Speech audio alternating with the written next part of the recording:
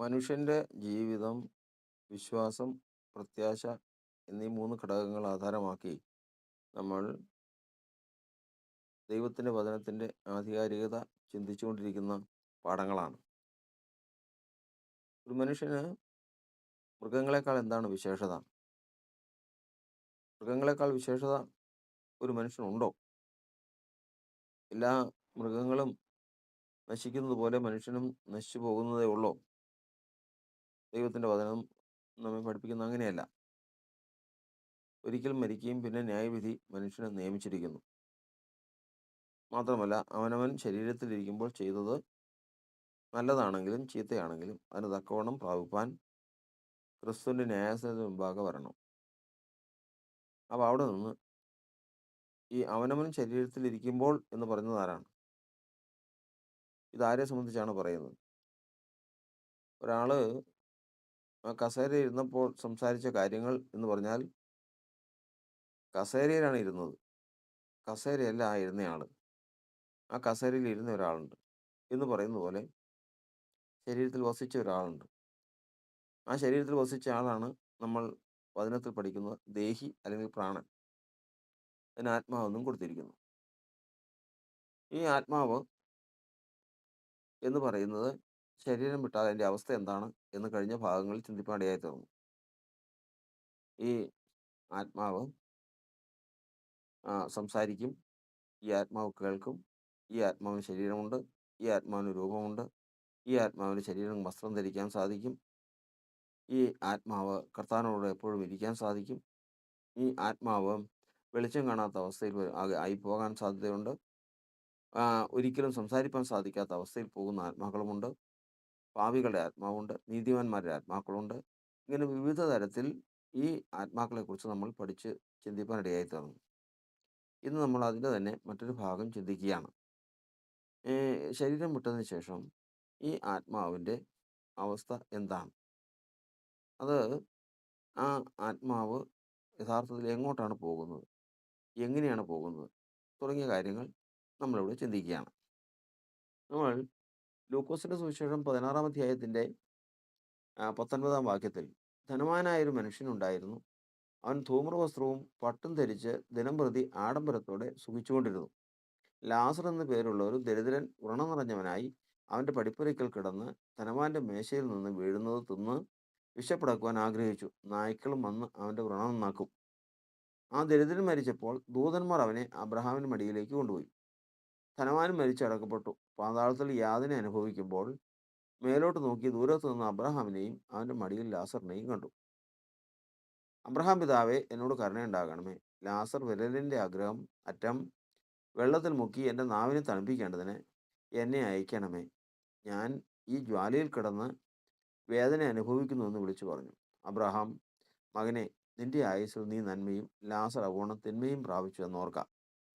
ഇപ്പോൾ അവൻ ഇവിടെ ആശ്വസിക്കുന്നു, നീയോ വേദന അനുഭവിക്കുന്നു. അത്രയുമല്ല, ഞങ്ങൾക്കും നിങ്ങൾക്കും നടുവെ വലിയൊരു പിളർപ്പുണ്ടാക്കിയിരിക്കുന്നു.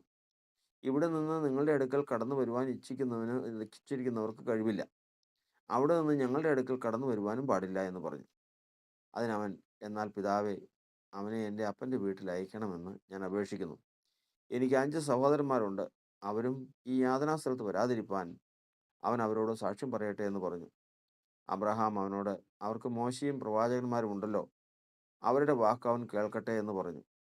അതിന് അവൻ, അല്ലല്ല അബ്രഹാം പിതാവേ, മരിച്ചവരിൽ നിന്ന് ഒരുത്തൻ എഴുന്നേറ്റ് അവരുടെ അടുക്കൽ ചെന്നുവെങ്കിൽ അവർ മാനസാന്തരപ്പെടുമെന്ന് പറഞ്ഞു.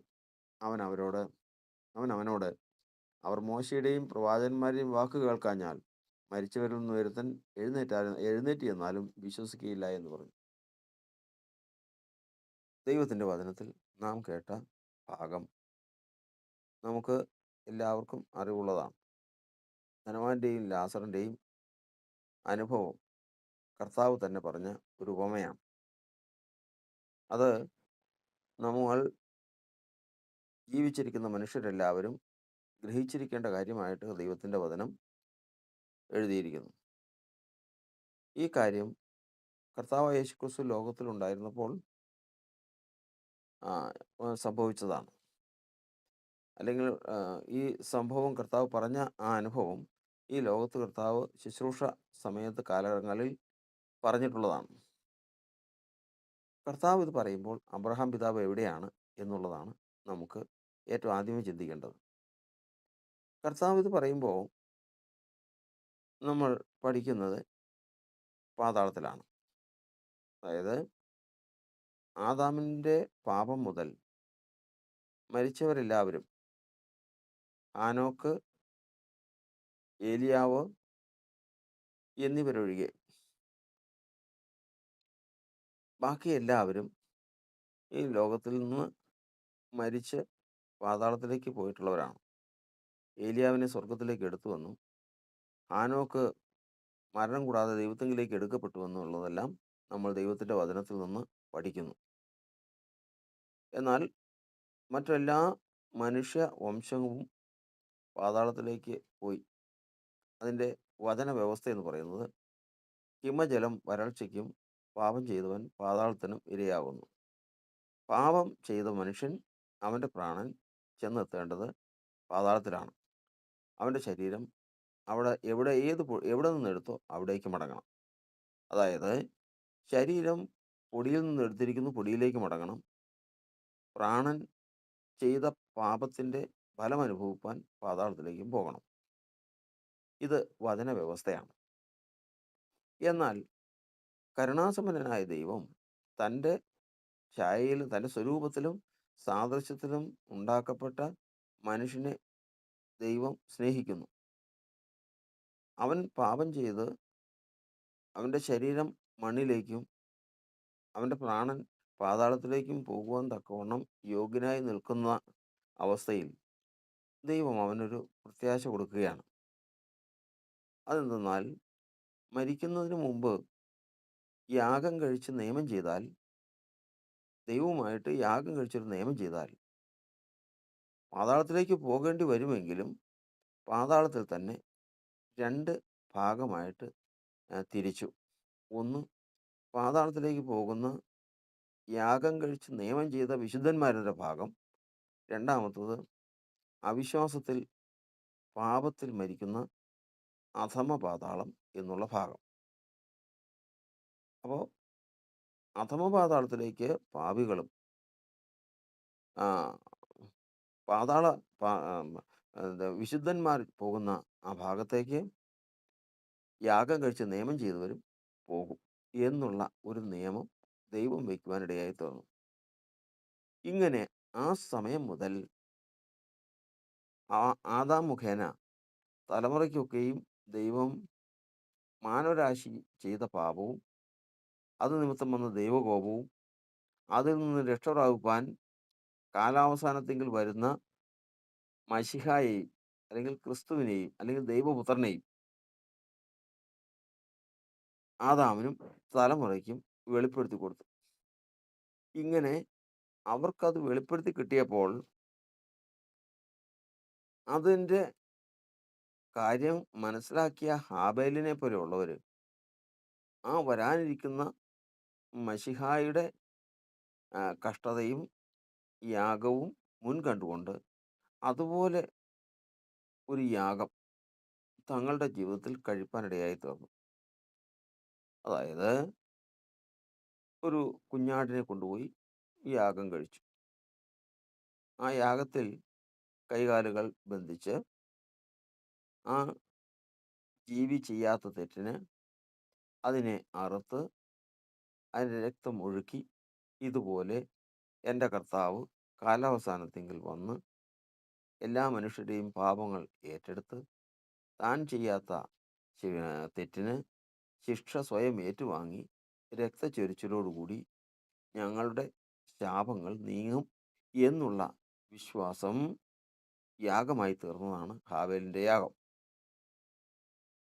അവിടെ വരുവാനിരിക്കുന്ന ക്രിസ്തുയേശുവിനെ കുറിച്ചുള്ള അല്ലെങ്കിൽ ദൈവപുത്രനെ കുറിച്ചുള്ള അറിവും അവൻ സഹിക്കാനുള്ള ആ കാൽവരിയും ഹൃദയത്തിൽ ജ്ഞാനമായിട്ടുണ്ടായിരുന്നതുകൊണ്ട് ഹാബേലിൽ ദൈവം പ്രസാദിച്ചു.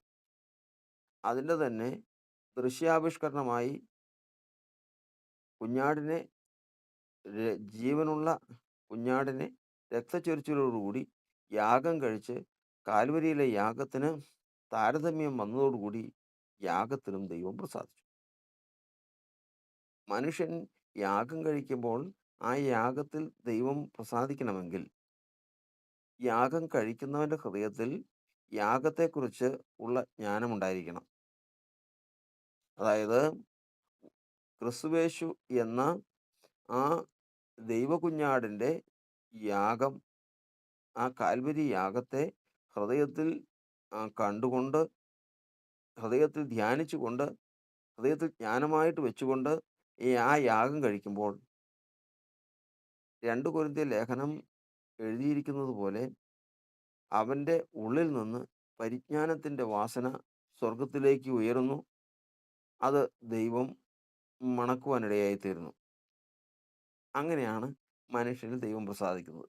നോഹ പെട്ടകത്തിൽ നിന്ന് ഇറങ്ങിയതിന് ശേഷം ചില ശുദ്ധിയുള്ള മൃഗങ്ങളെ കൊണ്ടുവന്നതിന് ശേഷം അവയൊക്കെയും ദൈവത്തിന് യാഗം കഴിച്ചു. യാഗം കഴിച്ച് ഈ യാഗത്തെ ദഹിപ്പിക്കുന്ന തീയും വിറകും ആ യാഗപീഠത്തിൽ നിന്ന് ഉയരുന്നതെല്ലാം കൂടി വന്നു കഴിഞ്ഞാൽ നമ്മുടെ അന്തരീക്ഷം എന്ന് പറയുന്നത് ചുരുങ്ങിയ ഒരു അകലം മാത്രമേ ഉള്ളൂ. 1-2 കിലോമീറ്റർ അല്ലെങ്കിൽ 10 കിലോമീറ്റർ അത്രയും മാത്രമേ അവിടെ ദൂരം ഉണ്ടാകുകയുള്ളൂ. അവിടം കൊണ്ട് അത് അവസാനിച്ചു പോകും. എന്നാൽ ദൈവത്തിൻ്റെ വചനം പറയുന്നത് ഈ ഈ സൗരഭ്യവാസന, അതായത് നോഹ കഴിച്ച യാഗത്തിൻ്റെ സൗരഭ്യവാസന സ്വർഗത്തിലെത്തി. അത് ദൈവം മണത്തു. അപ്പോൾ യാഗത്തിൻ്റെ തീയും പുകയും പൊങ്ങിയത് ഒരു പ്രത്യേകമായ അളവിൽ മാത്രമേ, ഒരു കൃത്യ ദൂരത്തിൽ മാത്രമേ എത്തുകയുള്ളൂ. എന്നാൽ നോഹയുടെ ഹൃദയത്തിൽ ക്രിസ്തുയേശുവിനെക്കുറിച്ചുള്ള പരിജ്ഞാനത്താൽ ആ യാഗം കഴിച്ചതുകൊണ്ട് ആ പരിജ്ഞാനത്തിൻ്റെ വാസന സ്വർഗത്തിൽ എത്തി. ഇതാണ്. അപ്പോൾ യാഗത്തിൽ ദൈവം പ്രസാദിച്ചു. മാത്രമല്ല യാഗം കഴിച്ചവരിലും ദൈവം പ്രസാദിച്ചു. അതായത് മറ്റൊരു വാക്ക് പറഞ്ഞാൽ ക്രിസ്തുയേശുവിനെക്കുറിച്ചുള്ള പരിജ്ഞാനത്തിൻ്റെ ശ്രേഷ്ഠതയില്ലാത്ത ഒരു യാഗത്തിലും ദൈവം പ്രസാദിക്കുന്നതല്ല. ദൈവം അവർ ആ യാഗം കഴിക്കുന്ന യാഗം സ്വർഗത്തിൽ സൗരഭ്യവാസനയായിട്ട് എത്തുകയുമില്ല. ആ ഭാഗം നമ്മൾ വായിക്കുമ്പോൾ 2 കൊരിന്ത്യർ ലേഖനം 2-ാം അധ്യായത്തിൻ്റെ 14-ാം വാക്യത്തിൽ ക്രിസ്തുവിൽ ഞങ്ങളെ എപ്പോഴും ജയോത്സവമായി നടത്തുകയും എല്ലായിടത്തും ഞങ്ങളെക്കൊണ്ട് തൻ്റെ പരിജ്ഞാനത്തിൻ്റെ വാസന വെളിപ്പെടുത്തുകയും ചെയ്യുന്ന ദൈവത്തിന് സ്തോത്രം. അപ്പോൾ അപ്പോസ്തലനായ പൗലോസ് ഈ ലോകത്തിൽ വെച്ച് തന്നെ പ്രസംഗത്തിൽ ക്രിസ്തുയേശുവിനെക്കുറിച്ചുള്ള പരിജ്ഞാനം വായിൽ കൂടി പ്രസംഗിച്ചു പോകുമ്പോൾ ദൈവത്തിൻ്റെ പരിജ്ഞാനത്തിൻ്റെ വാസന ദേശമെങ്ങും പടരുകയാണ്. ആ വാസന സ്വർഗത്തിലെത്തുകയാണ്. ഇതുപോലെ തന്നെയാണ് ഈ പരിജ്ഞാനം ഹൃദയത്തിൽ ആര് വെച്ചിട്ടുണ്ടോ ആ പരിജ്ഞാനത്തോടു കൂടി മാത്രമുള്ള ആരാധനയാണ് സ്വർഗത്തിൽ വാസനയായിട്ട് എത്തുകയുള്ളൂ. അവരുടെ യാഗത്തിലും അവരിലും ദൈവം പ്രസാദിക്കുകയുള്ളൂ. ഇത് തന്നെയാണ് റോമാലേഖനം 12-ാം അധ്യായത്തിൽ എഴുതിയിരിക്കുന്നത്. നിങ്ങൾ ബുദ്ധിയുള്ള ആരാധനയായി നിങ്ങളുടെ ശരീരങ്ങളെ ജീവനും വിശുദ്ധിയുമുള്ള യാഗമായി ദൈവത്തിന് സമർപ്പിപ്പീൻ.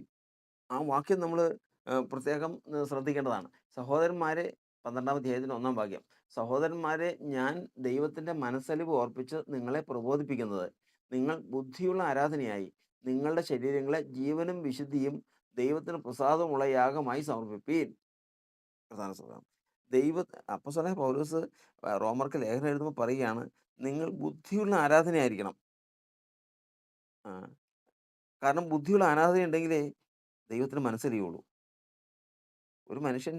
ഒരു മനുഷ്യന് ഏതെല്ലാം തരത്തിലും എത്ര കൈക്കൂലി കൊടുത്താലും എത്രയേറെ റെക്കമെൻഡ് ചെയ്താലും ഏതെല്ലാം തരത്തിലും വഴങ്ങാത്തൊരു ഉദ്യോഗസ്ഥൻ, ആ ഉദ്യോഗസ്ഥൻ്റെ ഭവനത്തിൽ ചെന്നതിന് ശേഷം അദ്ദേഹത്തിൻ്റെ കുഞ്ഞിനെ ലാളിച്ച് അദ്ദേഹത്തിൻ്റെ കുഞ്ഞിന് വേണ്ടി ചില കാര്യങ്ങൾ ചെയ്ത് മറ്റൊരാൾ കാര്യം സാധിപ്പിച്ച ഒരു സംഭവം, ഭൗതിക സംഭവം, ഒരു തീർത്തും ഒരു ജഡീക സംഭവമായിട്ട് കണക്കൂട്ടിയാൽ മതി.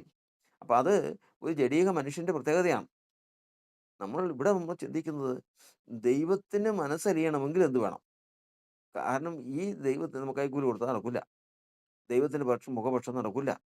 ദൈവത്തിന് എന്തെങ്കിലും കൊടുത്ത് എന്തെങ്കിലും കാണിച്ച് ദൈവത്തെ പ്രസാദിപ്പിക്കാന്ന് വെച്ചാൽ അത് നടക്കില്ല. ദൈവത്തിനെ പ്രസാദിപ്പിക്കണമെങ്കിൽ, ദൈവത്തെ സ്വാധീനിക്കണമെങ്കിൽ, ദൈവം അതിൽ ദൃഷ്ടി വയ്ക്കണമെങ്കിൽ ഒരൊറ്റ കാര്യം നടക്കുള്ളൂ. ദൈവത്തിൻ്റെ പുത്രൻ്റെ പരിജ്ഞാനം. ദൈവപുത്രൻ ആരാണെന്നറിഞ്ഞാൽ അവൻ എൻ്റെ നാമത്തെ അറിയിക്കാൻ ഞാൻ അവനെ ഉയർത്തും.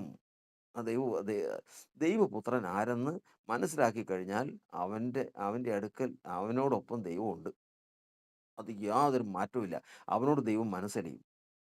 അപ്പോൾ അവൻ്റെ കാൽവരി യാഗത്തെ, അവൻ അനുഭവിച്ച വേദനയെ, അവൻ അനുഭവിച്ച കഷ്ടതയെ, അവൻ ഈ ലോകത്തിൽ നമുക്ക് വേണ്ടി എന്ത് ചെയ്തുവെന്ന് സൂക്ഷ്മമായിട്ടൊന്ന് പരിശോധിച്ചറിഞ്ഞ് ആ ജ്ഞാനം ഹൃദയത്തിലുണ്ടെങ്കിൽ നിശ്ചയമായിട്ടും അതിൽ നിന്ന് വരുന്ന ഒരു വാക്ക് വന്നാൽ, യേശുവേ, ദൈവമേ, എന്നോട് മനസ്സലിവ് തോന്നണേന്ന് പറഞ്ഞാൽ മനസ്സലിയും. കാരണം വെറുതെ ഉള്ളവനല്ല ചോദിക്കുന്നത്. പിന്നെയോ നാമത്തെക്കുറിച്ച്, പുത്രനെക്കുറിച്ച് അറിയാവുന്നവനാണ് ചോദിക്കുന്നത്. പുത്രനെക്കുറിച്ചുള്ള അറിവുള്ളവനാണ് ചോദിക്കുന്നത്. മനസ്സലിയാതിരിക്കാൻ പറ്റില്ല. അതാണ് ബുദ്ധിയുടെ ആരാധന. വല്ലതും ചെയ്ത് ദൈവത്തെ പ്രസാദിപ്പിക്കാമെന്ന് ആരും ഒരിക്കലും വിചാരിക്കരുതെന്നാണ് ഇവിടെ നമ്മൾ പഠിക്കുന്നത്. അപ്പോൾ ഇവിടെ നമ്മൾ പഠിക്കുന്നത്, നമ്മൾ ഗ്രഹിക്കുന്നത്, ബുദ്ധിയുള്ള ആരാധനയായി നമ്മൾ ദൈവത്തിന് ജീവനും വിശുദ്ധിയും ദൈവത്തിന് പ്രസാദമുള്ള യാഗമായിട്ട് വേണം ദൈവത്തിന് സമർപ്പിക്കാൻ. ഈ പരിജ്ഞാനമാണ് ഹാബേലിനുണ്ടായിരുന്നത്. അതുകൊണ്ട് ഈ ലോകത്തിൽ മനുഷ്യവംശത്തിൽ വെച്ച് ഏറ്റവും ആദ്യം മരിച്ച മനുഷ്യൻ ഹാബേലാണ്. അത് കഴിഞ്ഞിട്ടേ ആദാം മരിച്ചിട്ടുള്ളൂ. അത് കഴിഞ്ഞിട്ടേ മറ്റാരുടെയും മരണം നടന്നിട്ടുള്ളൂ. ഏറ്റവും ആദ്യം തന്നെ മനുഷ്യവംശത്തിൽ നടന്ന മരണം ഹാബേലിൻ്റേതാണ്. അത് സഹോദരൻ്റെ കയ്യാൽ കൊല്ലപ്പെട്ടതാണ്. അപ്പോൾ അങ്ങനെ വരുമ്പോൾ ഹാബേലിൻ്റെ ആത്മാവ് എങ്ങോട്ട് പോയി? ഹാബേലിൻ്റെ ഈ പ്രാണൻ എങ്ങോട്ടാണ് പോയത്? തുടർന്ന് കയീനും മരിച്ചു. പാപികളായ മനുഷ്യരെല്ലാവരും മരിച്ചു. ഇവരൊക്കെ എങ്ങോട്ടാണ് പോയത്? ഇതാണ് കർത്താവിൻ്റെ വചനത്തിൽ നമ്മൾ പഠിക്കുന്നത്. കാലാവസാനത്തിങ്കൽ കർത്താവ് ഇപ്രകാരം പറയും, യാഗം കഴിച്ച് നിയമം ചെയ്ത എൻ്റെ വിശുദ്ധന്മാരെ എൻ്റെ അടുക്കൽ കൂട്ടുവീൻ. അതായത് കർത്താവ് കാൽവരിയിൽ ഈ യാഗം, ഒറിജിനൽ യാഗം കാലാവസാനത്തിങ്കൽ, അതായത് ഇന്നേക്ക് 2000 പരം വർഷങ്ങൾക്ക് മുമ്പ് കർത്താവായ യേശു ക്രിസ്തു കാൽവരിയിൽ ഈ യാഗം കഴിഞ്ഞതിന് ശേഷം ഇപ്രകാരം സർവ്വശക്തനായ ദൈവം പറയുന്നു, യാഗം കഴിച്ച് നിയമം ചെയ്ത എൻ്റെ വിശുദ്ധന്മാരെ എൻ്റെ അടുക്കൽ കൂട്ടുവീൻ. അതായത് അവർ പാതാളത്തിൽ ഒരു പ്രത്യേക സ്ഥലത്ത് ദൈവമാക്കി നിർത്തിയിരിക്കുകയാണ്. ഇതാണ് പാതാള പറുദീസ എന്ന് പറയുന്നത്. ഇതാണ് പാതാളത്തിലുള്ള വിശുദ്ധ സ്ഥലം. അല്ലാത്തവരൊക്കെയും പോകുന്നത് നരകത്തിലേക്കാണ്, അല്ലെങ്കിൽ അധമ പാതാളത്തിലേക്കാണ്. അവിടുത്തെ പോകുന്ന കാര്യമാണ് ഇവിടെ എഴുതിയിരിക്കുന്നത്. അപ്പോൾ ഇവർ 2 സ്ഥലത്തേക്ക് പോകുന്ന ഭാഗമാണ് ഇവിടെ നമ്മൾ കണ്ടത്. ഇതും കഴിഞ്ഞ് 10ാമത്തെ തലമുറ കഴിഞ്ഞ് തലമുറയായിട്ടാണ് നോഹ ജനിക്കുന്നത്. നോഹ ജനിച്ചു കഴിഞ്ഞ് വീണ്ടും അനവധി തലമുറ കഴിഞ്ഞിട്ടാണ് അബ്രഹാം ജനിക്കുന്നത്. അബ്രഹാം ദൈവവുമായിട്ട് ഉടമ്പടി ഉണ്ടാക്കി. ദൈവം അബ്രഹാമിനെ വിളിച്ചു. അബ്രഹാം ദൈവത്തിൻ്റെ സ്നേഹിതനായി തീർന്നു. ദൈവത്തിൻ്റെ കൽപ്പന അബ്രഹാം അപ്പാടെ തന്നെ അനുസരിച്ചു. അങ്ങനെ അബ്രഹാം വലിയൊരു പദവിയിലേക്ക്, വിശ്വാസികളുടെ പിതാവ് എന്നുള്ള പദവിയിലേക്കൊക്കെ വന്നു. അതിനുശേഷം അബ്രഹാമിൻ്റെ മടിയിലേക്ക് അബ്രഹാമിൻ്റെ വിശ്വാസമുള്ളവർ തുടർന്ന് പോകുവാനിടയായി തീർന്നു. അപ്പോൾ അബ്രഹാം വരെയും പാതാളത്തിൽ വിശുദ്ധരായ ഹാബേൽ തുടങ്ങിയ യാഗം കഴിച്ച് നിയമം ചെയ്ത ഒരു വിഭാഗം പോയി. തുടർന്ന് വിശ്വാസികളുടെ പിതാവായ അബ്രഹാം ദൈവത്താൽ നീതീകരിക്കപ്പെട്ടതിന് ശേഷം പിന്നെ തുടർന്ന് പോയത് അബ്രഹാമിൻ്റെ മടിയെന്ന് പറയുന്ന ആ വിശുദ്ധ സ്ഥലത്തേക്കാണ്. അല്ലാത്തവരൊക്കെയും അധമ പാതാളത്തിലേക്ക് പോയിക്കൊണ്ടുവരുന്നു. ഇങ്ങനെയുള്ള ഒരു സമയത്ത് സംഭവിച്ച കാര്യമാണ് പറയുന്നത്. കർത്താവ് ഉദാഹരണമായിട്ട് പറയുന്നത് ഏത്? അബ്രഹാമിൻ്റെ മടിയിലേക്ക് ന്യായപ്രമാണം മുഖാന്തരം പോയിക്കൊണ്ടിരുന്ന മനുഷ്യരുടെ കാലഘട്ടത്തിലാണ് പറയുന്നത്. കർത്താവായ യേശു ക്രിസ്തു വരെയും അബ്രഹാമിൻ്റെ കാലം മുതൽ ഉള്ളവർ പോയിരുന്ന പാതാള പറുദീസ നീതിമാന്മാർ, അല്ലാത്തവർ പോയിരുന്ന അധമ പാതാളം. ഈ കാര്യത്തെക്കുറിച്ചാണ് അവിടെ പറയുന്നത്. ഈ കാലഘട്ടത്തിൽ ഉണ്ടായ ഒരു അനുഭവം പറയുകയാണ്. ഈ അനുഭവം ഈ കാലഘട്ടത്തെക്കുറിച്ചാണെന്ന് പറയുന്നതിന് കാരണമുണ്ട്. കാരണം ധനവാനായ ഒരു മനുഷ്യനുണ്ടായിരുന്നു. അവൻ്റെ പടിവാതിൽക്കൽ ലാസർ എന്ന് പറയുന്ന ഒരു ദരിദ്രനുണ്ടായിരുന്നു. ധനവാൻ ആർഭാടകരമായി ജീവിച്ചിരുന്നു. ലാസർ ഏറ്റവും കഷ്ടതയിലും രോഗിയായിട്ടും വ്രണത്തോടു കൂടിയവനും നായ്ക്കൾ വ്രണം നക്കുന്ന അവസ്ഥയിൽ അത്രമാത്രം ഉള്ള അവസ്ഥയിൽ ജീവിച്ചിരുന്നവനാണ്. എന്നാൽ മരണ സമയമായപ്പോഴേക്കും ഈ ലാസർ മരിക്കുന്ന സമയം വന്നപ്പോൾ സാധാരണ മനുഷ്യൻ്റെ ശരീരം ജീവൻ വിട്ടാൽ അവൻ്റെ ശരീരം മണ്ണിലേക്ക് ചേരും. അതിൽ വസിച്ചിരുന്ന ആത്മാവ് അതിൻ്റെതായ തൻ്റെ ജീവിതത്തിൽ താൻ എന്ത് ചെയ്തു അതിൻ്റെ ഫലം അനുഭവിക്കാൻ പോകും. സഭാപ്രസംഗിയുടെ പുസ്തകം 12-ാം അധ്യായത്തിൽ നമ്മൾ അതിനെക്കുറിച്ച് പഠിക്കുന്നുണ്ട്. പൊടി പണ്ട് പൊടിയായിരുന്നു പോലെ പോകും, ആത്മാവ് അതിനെ നൽകിയ ദൈവത്തിലേക്ക് പോകും എന്ന് പറഞ്ഞാൽ, ആത്മാവ് എന്ന് പറഞ്ഞാൽ ജീവാത്മാവ്, ജീവിപ്പിച്ച ആത്മാവ്. അത് മൃഗങ്ങൾക്കുള്ളതാണ്. മൂന്നാമത്തത്, മനുഷ്യൻ തൻ്റെ ശാശ്വത ഭവനത്തിലേക്ക് പോകും. അപ്പോൾ ഏതാ മനുഷ്യൻ? അകത്ത മനുഷ്യൻ. ഇത് സംഭവിക്കുക. ലാസർ മരിച്ചു. ലാസറിൻ്റെ ശരീരം പൊടിയിലേക്ക് പോയി. ജീവൻ എടുത്ത തന്ന ദൈവത്തിലേക്കും പോയി. ലാസറിൻ്റെ അകത്ത മനുഷ്യനാകട്ടെ ദൂതന്മാർ വന്ന് അബ്രഹാമിന് വടിയിട്ട് കൊണ്ടുപോയി. അപ്പോൾ ആ 3 ഭാഗങ്ങൾ നമ്മൾ ഓർത്തു പോകണം. ആ 3 ഭാഗങ്ങൾ, ലാസറിൻ്റെ ശരീരം, ലാസറിൻ്റെ ആത്മാവും, ലാസറിൻ്റെ ദേഹി, അകത്തെ മനുഷ്യൻ, ഇത് അബ്രഹാമിന് വടിയിലേക്ക് കൊണ്ടുപോയി. ധനവാൻ മരിച്ചു. അതുപോലെ തന്നെ ശരീരം പൊടിയിലേക്ക് ചേർന്നു. ആത്മാവ് നൽകിയ ദൈവത്തിൻ്റെ അടുക്കിലേക്കും പോയി. ദേഹിയാകട്ടെ, അകത്ത മനുഷ്യനാകട്ടെ അധമ പാതാളത്തിലേക്കും പോയി. അപ്പോൾ വ്യത്യാസം എന്ന് പറയുന്നത്, ഇവർ രണ്ടുപേരുടെയും ഉള്ളിൽ വസിച്ചുകൊണ്ടിരുന്ന അകത്ത മനുഷ്യൻ എന്ന് പറയുന്നത്, അബ്രഹാമിൻ്റെ അകത്ത മനുഷ്യൻ, ധനവാന്റെ അകത്ത മനുഷ്യൻ അധമ പാതാളത്തിലേക്കും, ലാസറിൻ്റെ അകത്ത മനുഷ്യൻ അബ്രഹാമിൻ്റെ വടിയിലേക്കും പോയി. അബ്രഹാമിൻ്റെ വടി എന്ന് പറഞ്ഞു കഴിഞ്ഞാൽ പാതാള പറുദീസ, നല്ല സന്തോഷത്തോടെ ആയിരിക്കുന്ന അവസ്ഥ, ആശ്വസിക്കുന്ന അവസ്ഥ. ഈ സമയത്താണ് ദൂരത്ത് നിന്ന് ഈ ധനവാൻ അബ്രഹാമിൻ്റെ മടിയിൽ ലാസർ കിടക്കുന്നതും അവൻ സന്തോഷത്തോടെ സമാധാനത്തോടെ സ്വസ്ഥത അനുഭവിക്കുന്നതും കണ്ടു. അവൻ ഉറക്കെ വിളിച്ചു, അബ്രഹാം പിതാവേ എന്ന് വിളിച്ചു. അപ്പോൾ വിളിച്ചപ്പോൾ ഇവിടെ ചിന്തിക്കുന്നത്, വിളിച്ചത് അവൻ്റെ സാധാരണ മനുഷ്യന് ശബ്ദം വരുമ്പോൾ ഉടനെ നോക്കുന്നത് അവൻ്റെ മുഖത്തേക്കാണ് നോക്കുന്നത്, അവൻ്റെ വായേക്കാണ് നോക്കുന്നത്. വായിൽ നിന്നാണല്ലോ ശബ്ദം പുറപ്പെട്ടു വരുന്നത്. അടുത്ത് നോക്കുന്നത് അവൻ അത് പുറപ്പെട്ടു വന്ന മനസ്സും അവൻ്റെ ഭാവവും അവൻ്റെ മുഖമാണ്. പിന്നെ നോക്കുന്നത് ഈ ആളാരാന്നാണ്. അപ്പോൾ ഈ 3 കാര്യങ്ങളാണ് പെട്ടെന്ന് നമ്മൾ ഒരാളുടെ ശബ്ദം കേൾക്കുമ്പോൾ നമുക്ക് നോക്കാനിടയായി തീർന്നത്. ഈ ശബ്ദം എവിടെ നിന്നാണ്, ഏത് വായിൽ നിന്നാണ് വരുന്നത്, അതേതാ മനസ്സ്, ആ വ്യക്തി ഏതാണ്, ആ ആളാരാണ്, ഈ കാര്യങ്ങൾ നോക്കണം. ഇങ്ങനെ നോക്കുമ്പോൾ അബ്രഹാം പിതാവേ എന്ന് വിളിക്കുമ്പോൾ വിളിച്ചത് ധനവാനാണ്. അപ്പോൾ ശബ്ദം പുറപ്പെട്ടു വരത്തക്കവണ്ണം, നിലവിളിക്കത്തക്കവണ്ണം അവനൊരു വായുണ്ട്, അവൻ്റെ ഒരു ശരീരമുണ്ട്. മാത്രമല്ല അവൻ പറയുകയാണ്, അബ്രഹാം പിതാവേ ലാസറിനെ ഒന്ന് ഇങ്ങോട്ട് അയക്കണം. എന്തിനു വേണ്ടിയിട്ട്? ഞാൻ ഇവിടെ ഈ തീയിൽ കിടക്കുകയാണ്. ലാസർ തൻ്റെ വിരലിൻ്റെ അഗ്രം മുക്കി വെള്ളത്തിൽ മുക്കിയിട്ട് എൻ്റെ നാവ് ഒന്ന് തണുപ്പിക്കണം. ഞാൻ ഈ തീജ്വാലയിൽ കിടന്ന്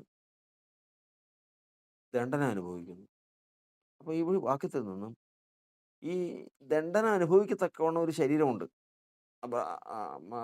ധനവാന്. അവന് നാവുണ്ട്.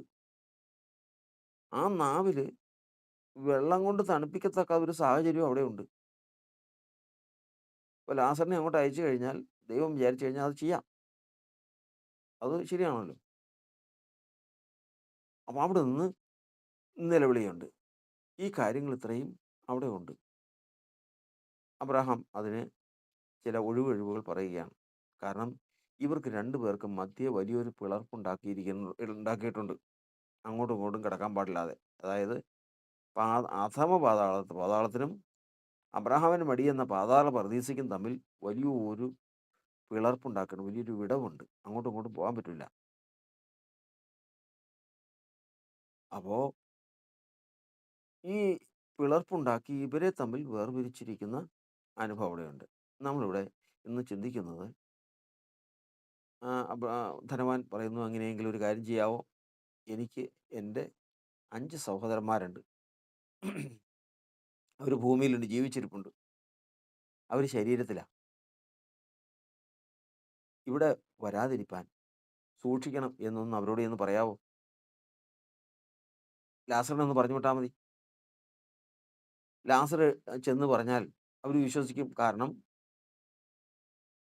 മരിച്ചവരിൽ നിന്ന് ഒരാൾ ഉയർത്തെഴുന്നേറ്റതിന് ശേഷം ഞാൻ ഇന്ന സ്ഥലത്തു നിന്നാണ് വരുന്നത്, ഇന്നതൊക്കെയാണ് അവിടെ നടക്കുന്ന സംഭവം എന്ന് പറഞ്ഞു കഴിഞ്ഞാൽ അവർ പെട്ടെന്ന് മനസ്സിലാക്കും എന്ന് പറഞ്ഞപ്പോൾ അബ്രഹാം പിതാവ് പറയുകയാണ്, "മകനെ, അവിടെ അവർക്ക് ഉപദേശിക്കാൻ മോശയും പ്രവാചകന്മാരും എല്ലാം ഉണ്ട്.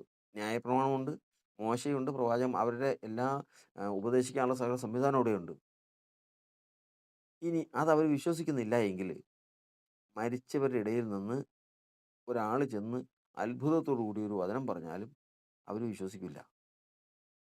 ഒരു മനുഷ്യൻ വിശ്വസിക്കാനാണെങ്കിൽ ദൈവത്തിൻ്റെ വചനം ദൈവം ഏൽപ്പിച്ച ശുശ്രൂഷകരിൽ കൂടി പ്രസംഗിക്കുന്നതും പറയുന്നതും കേട്ട് അവൻ വിശ്വസിച്ച് മനം തിരിയും. ഇല്ല എങ്കിൽ എന്തെല്ലാം അത്ഭുതങ്ങളോ അടയാളങ്ങളോ കാണിച്ചാലും അവൻ മനം തിരിയുകയില്ല എന്ന് അബ്രഹാം അവിടെ ഉറപ്പിച്ച് പറയുകയാണ്.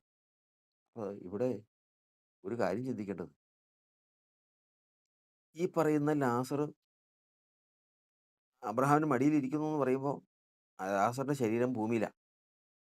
ഈ ഇത്രയും സംസാരം സംസാരിച്ച അബ്രഹാമിൻ്റെ ശരീരം അതും ഭൂമിയിലാണ്.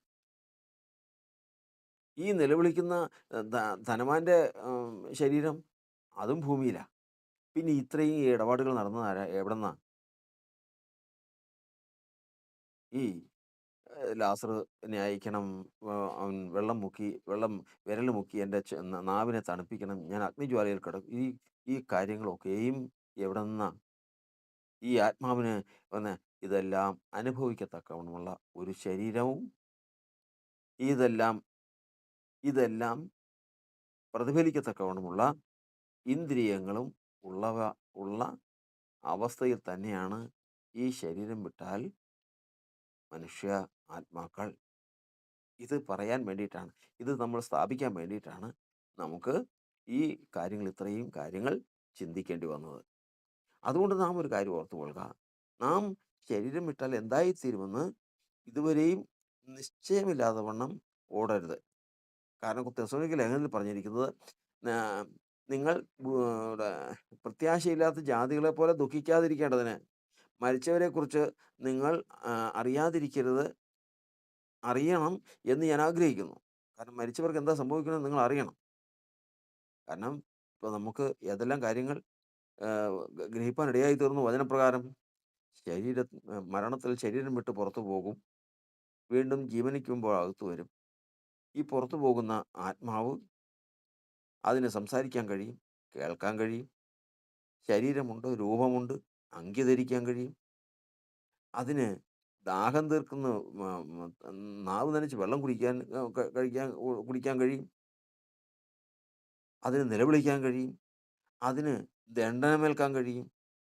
ഇങ്ങനെ ഈ ലോകത്തിൽ നമ്മൾ ആയിരിക്കുന്നത് പോലെ തന്നെ ആത്മീയ മണ്ഡലങ്ങളിൽ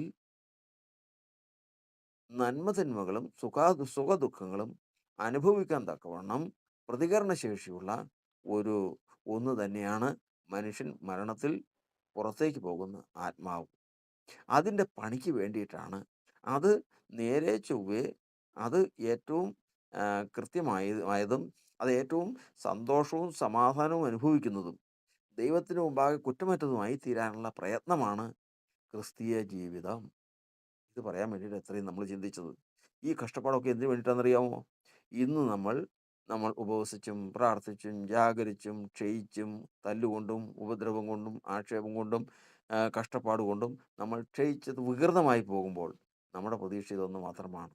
ഒരു ദിവസം നല്ലൊരു പുനരുത്ഥാനം നമ്മൾ പ്രാപിക്കും. അക്ഷയരായി ദൈവം എഴുന്നേൽക്കും. ദൈവം നമ്മെ എഴുന്നേൽപ്പിക്കും. അന്ന് ആ ഞാൻ ശരീരത്തിൽ നിന്ന് ഈ പുറത്തു പോകുന്ന ആത്മാവ് സംസാരിക്കും. മുഖം പ്രകാശിക്കും. കേൾക്കാൻ കേൾക്കാൻ എനിക്ക് പറയുന്നത് കേൾക്കാൻ കഴിയും. സുഗന്ധം അനുഭവിപ്പാൻ കഴിയും. സ്പർശനത്തിന് സാധിക്കും. വെള്ളം കുടിക്കാൻ സാധിക്കും. പന്തിക്കിരിക്കാൻ സാധിക്കും. ഈ കാര്യങ്ങളെല്ലാം അനുഭവിക്കാൻ കഴിയുന്ന തരത്തിൽ ഒരാത്മാവ് എൻ്റെ ശരീരത്തിൽ നിന്ന് പുറത്തു പോകുവാൻ വ്യവസ്ഥയുണ്ട്. ആ ദിവസത്തിന് വേണ്ടി ഞാൻ ഓർക്കുമ്പോൾ കർത്താവിൻ്റെ വചനം പറയുന്നത്, ഈ നിങ്ങളിൽ വെളിപ്പെടുവാനുള്ള തേജസ്സ് ഞാൻ ഓർക്കുമ്പോൾ ഈ കാലത്തിലെ കഷ്ടങ്ങൾ സാരമില്ല എന്ന് ഞാൻ എണ്ണുന്നു. ദൈവം നമ്മെ അനുഗ്രഹിക്കുമാറാകട്ടെ.